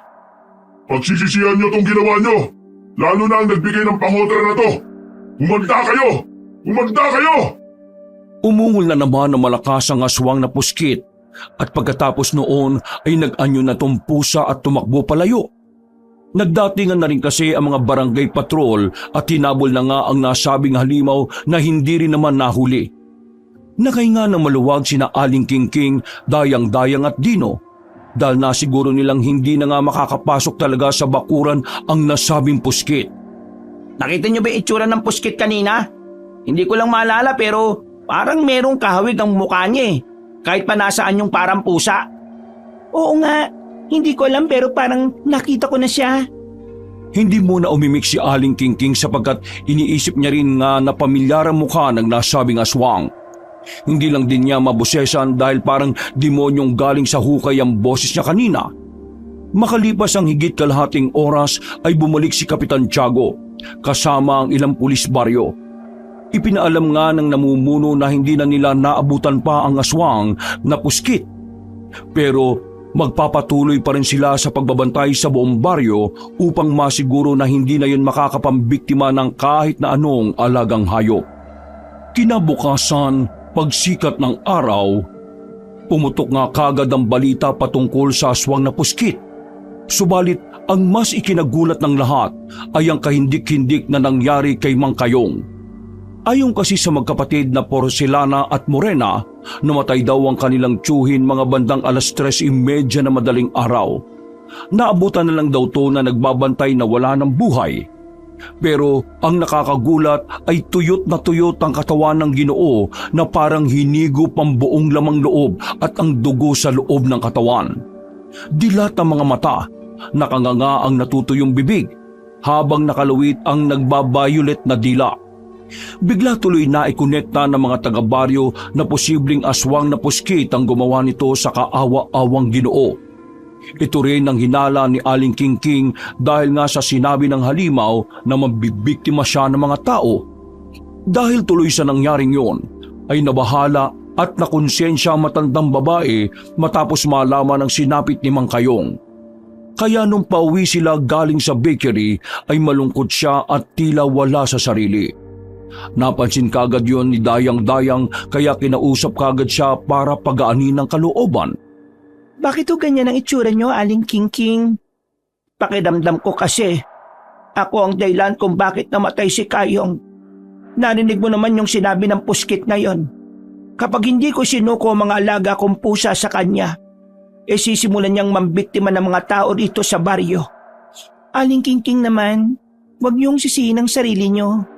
Hindi naman sigurado kung yung aswang na Puskit ang pumatay kay Mang Kayong. Baka ho, oras na talaga niya. Narinig mo naman siguro sina Porcelana at Morena kung paano namatay ang tiyuhin nila. Sigurado kung ang aswang na Puskit na yon ang may gawa nun. Huwag niyo nang isisi sa inyo ang pagkamatay ni Mang Kayong. Hindi niyo yung kasalanan. Natural lang na ipagtanggol niyo ang mga alaga niyong pusa laban sa walang pusong aswang na yon. Tama ka. Hindi ko yun naman basta-basta pwedeng isuko ang mga alaga kong pusa sa aswang na yon. Pero ang magiging kapalit nito ang kapakanan ng mga tao rito sa baryo. Inuna na ng Puskit si Kayong at sigurado kong hindi pa yon titikil. Naudlot na sa pagsasalita ang matandang babae dahil narinig pala nila Porcelana at Morena ang usapan nila. Kanina pa kasi nasa isang gilid ang magkapatid. Galit na galit ang dalawa sa kanilang nalaman kaya kamuntikan pang magkaroon ng kaguluhan. Mabuti na lang din ay kaagad dumating si Dino at kasunod si Magnus na galing sa kung saan. Naawat nila ang magkapatid na nagwawala pero hindi ang mga boses ng mga yon. Ipinangalandakan nila ang mga ginawa ni Aling Kingking na pagtatanggol sa mga alaga kapalit ng mga taga-baryo. Mabuti na lang ay kilala na ng mga taga roon ng magkapatid na Porcelana at Morena. Subalit may iilan pa ring naniwala sa mga sinasabi nila. Kaya marami rin ang nabahala at sumangguni kay Kapitan Tiago patungkol sa mga alagang pusa ni Aling Kingking. Makalipas ang ilang araw ay naging mas mainit pa ang mga tao patungkol sa usaping yun. Mas nanaig kasi ang paniniwala nila sa magkapatid. Dahil doon ay makailang beses nang merong pumasok sa bahay ni Aling Kingking para kunin ng mga pusa. Mabuti na lang ay nakikita palagi yon ni Dino at napagsasabihan. Nang malibing si Mang Kayong ay naging tahimik na ulit ang baryo patungkol sa usaping yon. Hindi na rin muna kasi nagpakita ang aswang na puskit kaya kahit papaano ay nakahinga ang lahat na maluwag. Hanggang sa isang gabi ng Biyernes, ginabi ng pag-uwi si Dino galing sa trabaho. Malapit na siya sa bahay ni Aling Kingking. Ang matandang babae naman at si Dayang-Dayang ay naghihintay sa kanya sa sala habang nag-uusap lang ng kung ano-ano. Ilang saglit pa ay nakarinig sila ng malakas na alulong ng aso mula sa hindi kalayuan. Sinundan din yon ng kahulan ng mga aso sa iba't ibang panig ng baryo hanggang sa sinundanan ng pagsigaw ni Dino. Mga kapitbahay! Mga kapitbahay! Dayang-Dayang, boses yun ng kapatid mo, hindi ba? Mga kapitbahay! Tulungan niyo ako! Kahit sino sa inyo! Si Mang Piping! Si Mang Piping! Si Dino nga yun? Ano kayang nangyayari? Pupuntahan ko siya. Dito lang ho kayo, Aling Kingking. Delikado ron sa labas. Pero nandun ho ang kapatid ko. Sasamahan kita. Wag ko, maiwan na lang ho kayo dito. Baka may mga pumasok na naman dito sa bahay ninyo at kunin ng mga pusa. Napabuntong hininga na lang ang matandang babae sapagkat alam niyang wala na siyang magagawa. Paglabas ng bahay ni Dayang-Dayang ay nagtungo kagad siya sa kwarto at nagdasal kasama ang mga pusa niya na nandoon muna nanunuluyan pansamantala. Ilang minuto lang ang nagdaan ay nakarinig na siya ng mga boses sa labas ng bahay. Paglabas ng kwarto ay nakita nga niya si Mang Piping na sugatan. Akay-akay ang Ginoo ni Dino, Kapitan Tiago at ng iba pa. Inilapag yun sa sala habang iniintay ang ipinatawag na ambulansya ng punong baryo. Ano nangyari sa kanya? Nakasalubong ko lang si Mang Piping tapos may nakita kong sumunggab sa kanya sa likuran. Nakita ko yung mga galamay ng pusit. Yung puskit na yon. Diyos ko po, bakit pati si Mang Piping na inosente? Nanginginig ang mga kamay ni Aling Kingking sa nerbiyos dahil naalala na naman niya ang sinabi ng puskit noong huling sumalakay ito sa bahay niya. Dahil doon ay pinaupo na lamang muna niya si Dayang-Dayang at pinainom ng tubig para mapakalma. Sina Kapitan Tiago naman at ang ibang nandun ay nilapatan ng paunang lunas ang sugatang si Mang Piping. Hindi rin nila pinatutulog ang Ginoo dahil sa bandang batok ang natamo niyang sugat. Mabuti na lang din ay napatigil kahit papaano ang dugo dahil nilagyan ng kape ang mismong sugat. Hiyaw lang ng hiyaw sa sakit si Mang Piping habang sinasambit ang pangalan ng kanyang asawa. Ilang saglit pa, pagdating ng ambulansya ay isinakay kagad ang Ginoo. Nanatili lang sina Aling Kingking at Dayang-Dayang sa loob ng bahay at nakatanaw sa bintana. Kaya nahapyawan ng matandang ginang si Magnus mula sa hindi kalayuan. Nakatingin lang yon sa mga nangyayari at nang umalis ang sasakyan ay naglakad na rin yon palayo. Kasalanan ko to. Kasalanan ko tong nangyayari sa mga taga-baryo natin. Huwag niyo na hong sabihin yan, Aling Kingking. Dahil wala ho kayong kasalanan. Napagdesisyonan na rin ng mga taga-baryo na hindi susuko ang mga alaga niyong pusa. Gumagawa ng paraan si Kapitan Tiago at patuloy na nagro-ronda ang mga pulis baryo para mahuli ang puskit na yon. Dahil naisip nila, iilan lang ho yung mga pusa nyo. Pag naubos yan, maghahanap na rin ng ibang mga alagang hayop yun. At kapag walang nakita, ganun rin, mga tao rin ang papatayin. Kaya dapat, ngayon pa lang, masupil na yung hayop na aswang na yun. Sinalakay ng aswang na puskit si Piping dahil sa akin. Dahil ayaw kong isuko sa kanya ang mga alaga kong pusa. Hindi ho totoo yan. Palagay ko ang dahilan kung bakit sinalakay ng hayop na puskit na yun si Mang Piping ay dahil sa lumapit siya kay Kapitan Tiago nung nakarang araw. Iminungkahi nga niya ang pangontra para maging ligtas ang lahat ng mga taga-baryo. Nagbigay din siya ng tamang paraan kung paano masisilo ang aswang na yun. Ay, ganun ba? Aling Kingking, yun naman ho pala eh. Walang dahilan para sisihin pa ninyo ang sarili nyo. dahil talagang pinupunterian na ng puskit si Mang Piping. Huwag ko kayong mag-alala, magiging maayos din ang lahat. Sana nga ay matapos na ang mga ito. Mahuli na sana ang puskit na yon para maging payapa na ulit dito sa baryo natin. Pagkatapos ng saglit pang pag-uusap ay natulog na nga kagad silang tatlo. Kampante naman sila dahil alam nilang may pangontra ang buong bakuran laban sa aswang na puskit. Hinding-hindi yun makakapasok at makapambibiktima ng mga alagang pusa. Pasado 1:30 na madaling araw, naalimpungatan si Aling Kingking dahil nagsusumiksik na naman sa bisig niya si Mingming. Pagbangon ay nakita niya rin ang mga pusa na pare-parehong nagsisiksikan sa kama. Alam niya na ang tungkol sa bagay na yon kaya agaran siyang bumangon at lumabas ng kwarto. Tulog na tulog naman ang magkapatid sa kabilang silid kaya hindi na niya muna inabala pa. Nagpunta siya sa likod sala at sumilip sa bintana. Iginala niya ang tingin pero wala siyang nakitang kahit na ano. Nakahinga siya ng maluwag dahil doon. Kaya nagpunta na lang siya sa kusina para uminom ng tubig. Paglabas niya ng baso sa dining table, ay nakinig siya sa mga mahinang meow sa labas. Pagsilip sa bintana ng kusina ay namataan nga niya ang pusa sa labas ng bakuran. Kita yun doon dahil may malaking bitak ang pader na bakod na nasa bandang likod. Pinagmasdan niya ang mga to ng mabuti. Nang masiguro na hindi ito ang itim na pusang puskit, ay lumabas kagad siya. Nang malapit na siya sa sirang pader, ay may isa pa palang pusa na naroon kaya napangiti siya. Sa kabilang banda ay nangamba rin siya para sa kaligtasan ng 2 pusa. Nako, magmadali kayo mga pusa kayo. Delikado dyan sa labas. Bilis, pumasok kayo rito sa bakuran ko para hindi kayo madamba ng aswang na puskit. Bilis na! Nagmeow ang mga pusa bago marahang lumapit at pagpasok ng mga yon sa bakuran ay bigla na lamang umalingasaw ang pangontra sa buong lugar. Nang maamuyo ng mga pusa ay napatras sila at nagalit. Napaangil ang dalawa kaya nagulat ng gusto si Aling Kingking na kamuntikan pang matumba.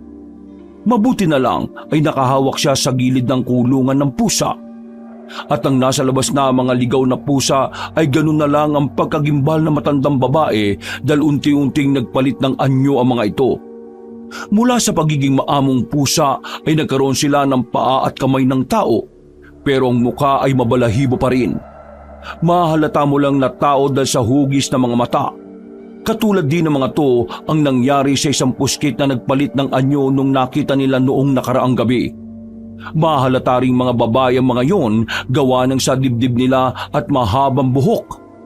At dahil doon ay kaagad nakilala ni Aling Kingking ang dalawa kaya mas lalo siyang nagulat. Ha? Porcelana! Morena! Umangil-angil ang dalawa na nagpupumilit pumasok sa bakuran para sa lakayin ng matandang babae. Subalit hindi nila magawa dahil nga sa masangsang na pangontra na maalingasaw sa buong bakuran. Narinig pa nga ni Aling Kingking ang galit na boses ng magkapatid na gustong-gusto siyang saktan. Sinisisi siya ng mga yon kung bakit namatay ang kanilang tiyuhin na sinalakay din ng kapwa puskit. Mabuti na lang ay dumating ang magkapatid na Dayang-Dayang at Dino at narinig nila ang mga sinabi ng magkapatid na puskit. Pare-pareho silang nagulat dahil hindi nila sukat akalain na puskit pala sina Porcelana at Morena. Tama sila. Kasalanan ko nga talaga ang nangyari kay Kayong at Peping. Dapat lang sa akin na tumanggap ng kaparusahan. Aling Kingking, huwag kang makinig sa sinabi ng dalawang yan. Hoy, kayo! Porcelana, Morena! Mga hunghang kayo! Sinisisi nyo si Aling Kingking na siya ang dahilan kung bakit namatay ang tiyuhin nyo, pero di nyo naisip na mga aswang na puskit din kayo. Baka kayong pumatay sa tiyuhin nyo at posibleng kayo rin ang nanakit kay Mang Piping. Dahil sa sinabing yun ni Dayang-Dayang ay mas lalong nagalit ang mga aswang na puskit. Sinubukan ng mga yon na tumalon papasok sa loob ng bakuran pero mas lalong tumindi ang amoy ng pangontra kaya hindi nila nagawa. Sinamantala naman yun ni Dino na kagad pinapasok ang dalawang babaeng kasama. Pagkatapos ay hinarap niya ang mga aswang na puskit na galit pa rin. Hindi talaga kayo titigil ha? Matagal ko nang gustong gawin to eh. Ngayon na ang pagkakataon. Mabuti na lang at nakapagbigay na si Ma'am Piping ng mga panlaban sa mga katulad nyo. Gamit ang pana na kinuha niya kanina, pinuntiryan niya ang 2 aswang na puskit. Nung una ay nakaiwas pa ang mga yon, pero tinamaan din kalaunan sa magkabilang hita at braso. Tumakbo palayo ang 2 aswang at eksakto naman na nagdatingan ng mga pulis baryo.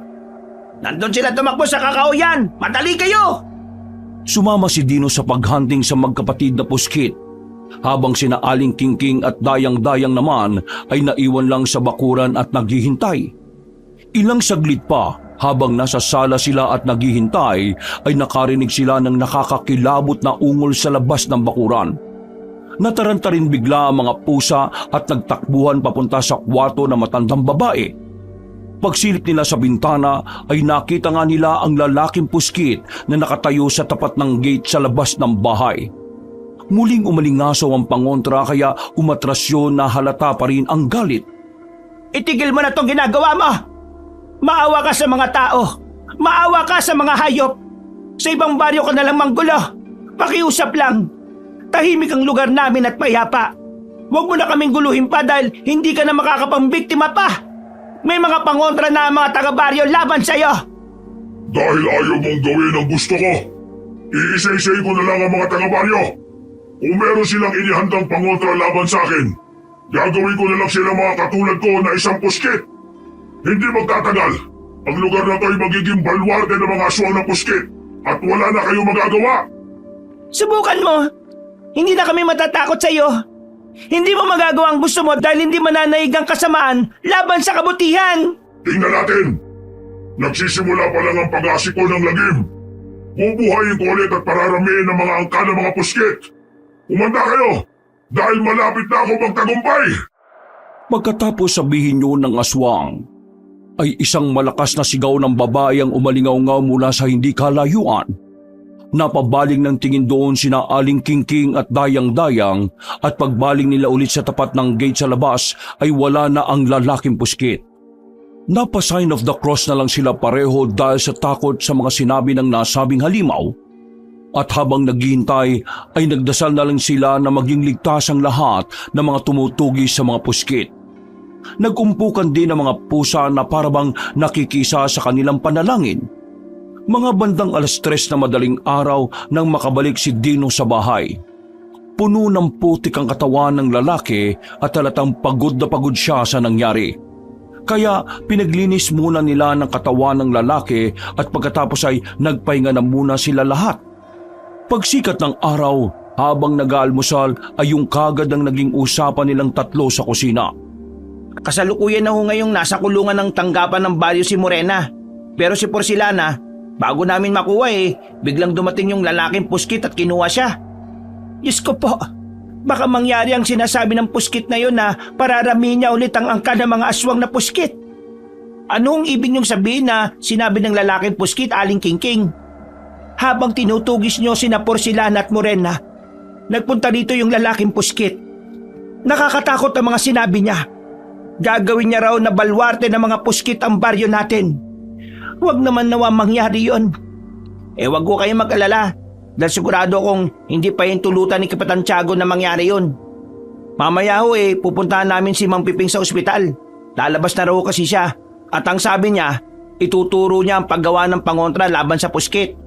May mga taga-baryo na nagpresenta para pag-aralan yon. Hindi magtatagumpay ang kampo ng kadiliman na yon, no? May ideya na po ba kayo kung sino yung lalaking puskit na yon? Meron na. Pero pasensya na dahil hindi ko pa pwedeng sabihin sa inyo. Pati ang operasyon na gagawin namin para masilo ang hayop na yon. Nagkatinginan lang sina Aling Kingking at Dayang-Dayang habang parehong humihigop ng kape. Ilang saglit pa, nang matapos na sa pag-uusap ay nagpaalam na muna si Dino dahil pupuntahan na nga nila si Mang Piping sa ospital. Si Dayang-Dayang naman ay nagpunta pansamantala sa palengke para umekstra ng pagbebenta. Si Aling Kingking naman ay pumunta muna sa bakery para kunin ang lumang tinapay na ipapakain niya sa mga alagang pusa. Matapos niyang matanggap ang mga to, ay naglakad na kagad siya pauwi ng bahay. Nang mapadaan siya sa paupahan ni Kapitan Tiago, ay nakita niya ulit si Magnus na naglilinis sa mga sugat nito sa poso. Tatawagin niya sana ang gwapong lalaki subalit napansin niya ang tama ng pana sa binti nito. Bigla niyang naalala ang gamit ni Dino kaya nanlaki ang mga mata niya matapos ding mapagbalik-tanaw ang mga sinabi ng maangas na lalaki. Meron na, pero pasensya na dahil hindi ko pa pwedeng sabihin sa inyo. Pati ang operasyon na gagawin namin para masilo ang hayop na yon. Diyos ko po, hindi kaya si Magnus ang tinutukoy ni Dino? Para mas makasiguro, kahit alam niyang delikado ay palihim niyang sinundan ng gwapong lalaki papasok sa bahay nito. Mabuti na lang ay mababa ang bintana ng bahay nito, kaya nakasilip kagad siya roon ng palihim. At nagimbal nga siya sa nakita sa loob ng nasabing bahay. Nakahiga si Porcelana sa papag habang pangiti-ngiti. Pagkatapos noon ay pumatong sa kanya si Magnus saka siya hinagka na matindi. Sabi ko naman sa iyo masarap sa pakiramdam ang maging puskit. Tama lang ang ginawa ko na mahawaan kayo magkapatid dahil karapat-dapat kayo. Kaya wag mo nang pakaisipin ang tiyuhin mong walang silbi dahil mahina siyang tao. Ngayon, magninig tayo na magninig hanggang sa makabuo tayo ng bagong lahi ng katulad kong puskit na may kakayahang magsama-sama at magpalit-palit ng anyo bilang pusa, kuneho at pusit. Sasakupin natin ang lugar na to at ikaw ang magiging reyna ko. Muling inalika ni Magnus ang babae at nang magtanggal sila ng pagkakayakap ay sinabi pa ni Porcelana na paano ang kanyang kapatid. Huwag ka mag-alala dahil alam na ni Morena ang dapat niyang gawin. Siguradong hindi masasayang ang sakripisyo niya. Nang marinig yon ni Aling Kingking ay dali-dali siyang umalis sa lugar na yon at nagtungo kagad sa tanggapan ng baryo. Mabuti na lang ay naabutan niya paroon si Kapitan Tiago kaya ipinaalam niya kagad ang nakita at narinig niya. Dahil doon ay wala na nga silang inaksayang oras. Sinalakay kagad nila ang inupahang bahay ni Magnus na napangiti lang. Bisto ka na, Magnus! Akala ko pa naman ay mabuti kang tao. Pero ikaw palang puskit na yon. Ilabas mo si Porcelana! Anong sinasabi niyo? Napatras na kagad ang makisig na lalaki nang ihagis ni Kapitan Tiago ang isang botelyo ng pangontrang puskit. Nung umalingasaw ang malansang amoy ay napatras sa loob yun sa loob. Nang umalingasaw ang malansang amoy ay napatras yun sa loob ng bahay kaya nakumpirma nila na isa yung puskit. Wala na silang sinayang na oras. Pinaulanan nila ng pangontra ang palibot ng bahay. Kaya naghihiyaw na lang sa loob sina Magnus at Porcelana na halatang galit na galit. Walang iya ka! Sinira mo mga plano kung matanda ka! Papatayin kita! Papatayin kita! Sinira na nila Kapitan Tiago ang pinto ng bahay at nang tuluyang mabuwalto ay naghagis kagad sila ng pangontra sa loob. Doon ay tumambad si Porcelana sa kanilang paningin na nagpapalit-palit ng anyo bilang isang taong pusa. Habang si Magnus naman ay nagpapaiba-iba ng anyo bilang pusa, kuneho at pusit. Hindi na sila nagpaligoy-ligoy pa. Gamit ang mga pana ay pinuntiryan nila ang dalawang puskit hanggang sa tumalima na ang mga yon at nawala ng malay tao. Kagad nilang tinali ang dalawa at dinala sa kulungan sa tanggapan ng baryo kung nasaan din si Morena. Pinagplanuhan nila ang gagawin habang hinihintay si Mang Piping na dumating. Pagsapit ng 6:00 ng gabi, dumating na nga ang karpintero sakay ng ambulansya. Kasama si Dino na nagtutulak sa wheelchair ay sumama sila sa usapan ng mga taga-baryo. Peping, salamat naman sa Diyos at ligtas ka. Pasensya na sa tanong ko pero maaari mo bang sabihin kung ano ang tanging paraan para mapigilan ng mga puskit na nakakulong na ngayon? May tsansa ba na matanggal ang pagkapuskit ni ng Porcelana at Morena na hinawaan lang ni Magnus? Ikinalulungkot kong sabihin to sa lahat ng taga-baryo. Sa oras na mahawaan ka ng isang puskit, isa lang ang paraan para mapatay ang sumpa sa katawan mo. Ano ho yun, Mang Piping? Ang tanging paraan lang ay ang sunugin ng taong nahawaan para tuluyang mawala ang sumpa. Nagulat ang lahat pero nagkasundo rin sila. Kesa lumagana pa sa baryo ang paghahawa ng puskit. Mag-aalas 10 ng gabi ay sinunog nga nila ang mga katawan ni Magnus, Porcelana at Morena sa mismong plaza ng baryo. Siniguro nilang magiging abo ang mga yon para hindi na makapaggasik pa ng lagim sa buong lugar. Makalipas ang 1 linggo, naging payapa na nga ulit ang buong baryo.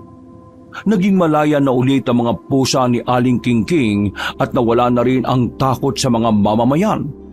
Nanatili naman silang lahat na tahimik sa madilim na pangyayaring yon at katulad ng mga abo ni na Magnus, Porcelana at Morena ay ibinaon nila ang lahat sa limot. Subalit lingid sa kanilang lahat ay hindi pa tapos ang laban. Meron pa sa taga-baryo na nahawaan ng puskit ng hindi nila nalalaman.